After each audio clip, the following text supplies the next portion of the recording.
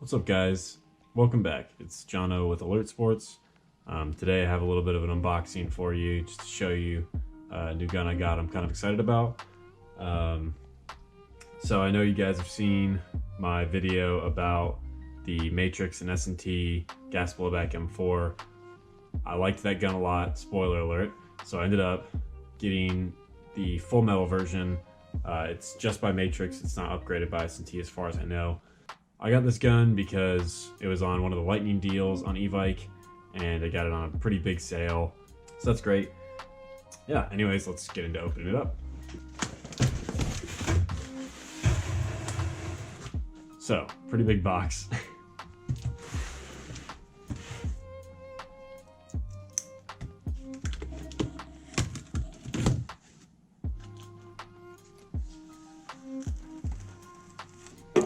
All right, let's open this up. Big package. Paper out of here.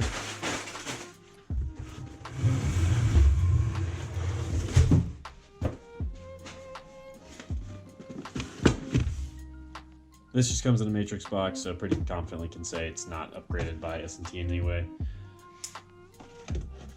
So the sale I got this on was one of the lightning deals on e-bike.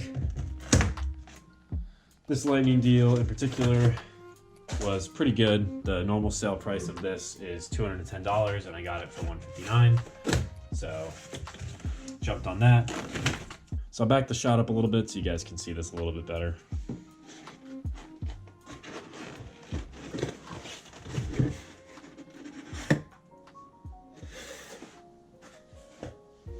So there's the gun. I gotta say, the packaging from S&T was definitely better. Used high quality foam. This is just some cheap styrofoam.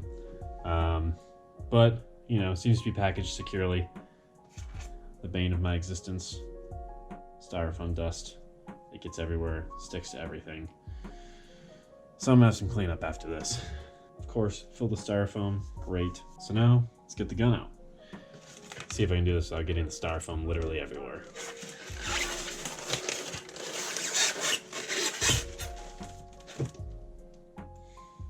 Somewhat of a success.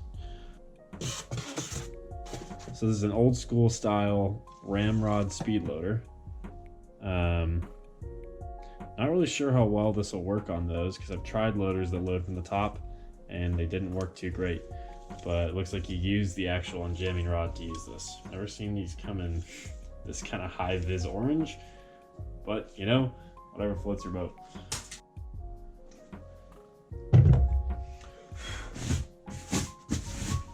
All right, so there's the gun out of the package. Took a little bit trying to clean up all that styrofoam mess, but good to go. So, first impressions. Let's take a look at it up close.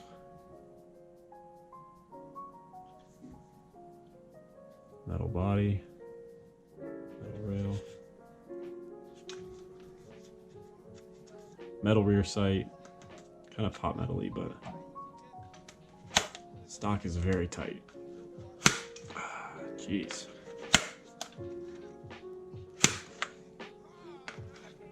Pops open easily. These covers, pretty cheap, but not too bad. Let's take a look at the other side. No markings on this side, pretty basic.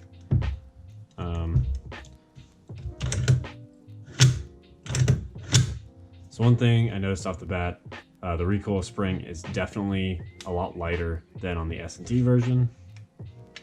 These rail covers are pretty wobbly, but only on one side.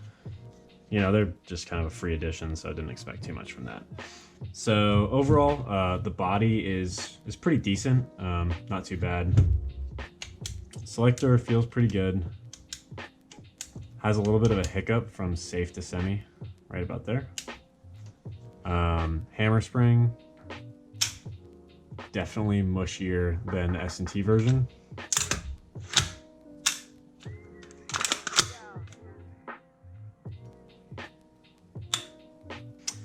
A little bit better of a wall, I'd say, on this one actually. So visually, the metals are a little bit different on the magazine catch and the bolt release and the selector switch. I'm assuming this is because they were made steel on the S&T version. These do not feel like steel. So let's crack this open and take a little look at the internals. So there are your internals. The hammer appears to be of a different material than on the S&T. All the springs are different. So those are definitely not the upgraded springs. The buffer is different, as well as the buffer spring. It's definitely weaker than on the S&T version. And way too much lube on this buffer. I mean, just looks like it spent one too many nights in a Las Vegas strip club. Gonna definitely have to take out some of that grease. God. Realistically, you only need a little bit of grease on your buffer. So let's take this bolt out and take a look at it.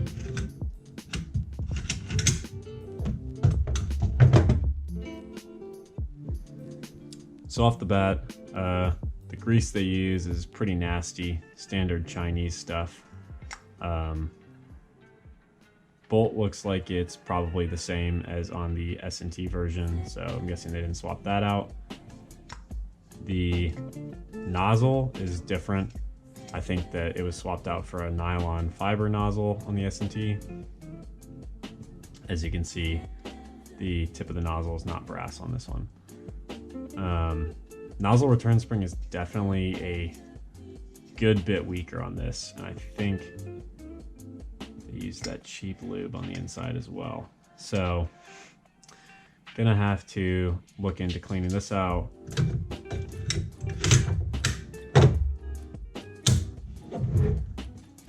So let's put a mag in and maybe let's dry fire just to see how this thing feels.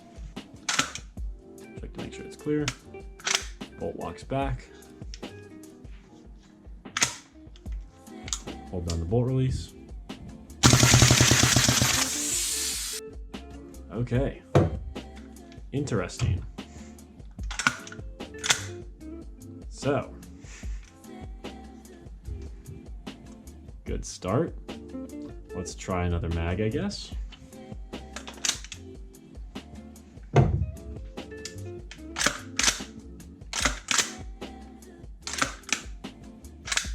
Okay, bolt release only works sometimes, apparently. At least functions. Finger off the bolt release. Locks back up second try.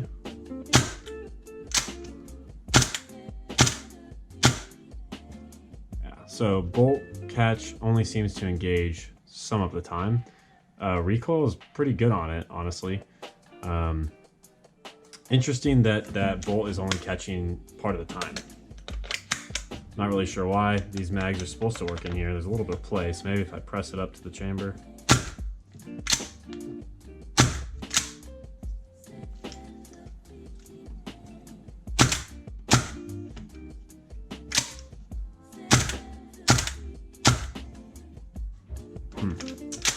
So yeah, interesting. As you can see, the roller is different between these two mags, and that may be causing part of the issue with the gas spewing out.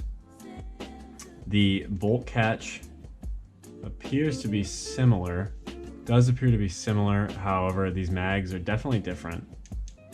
The feed lips on the Matrix is plastic, S&T's metal. The valve is different.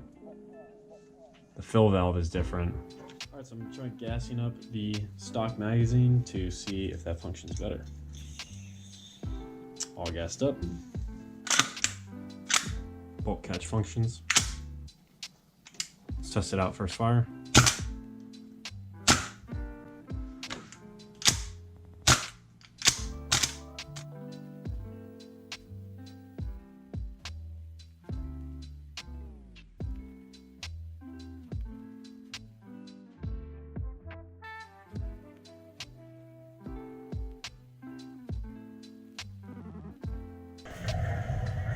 So as you can see, not exactly the outcome I was expecting or hoping for. I would have to say, just from the overall fit and finish and the quality of the gun, even though it did come defective, I would have to say I have to recommend the upgraded version by S&T.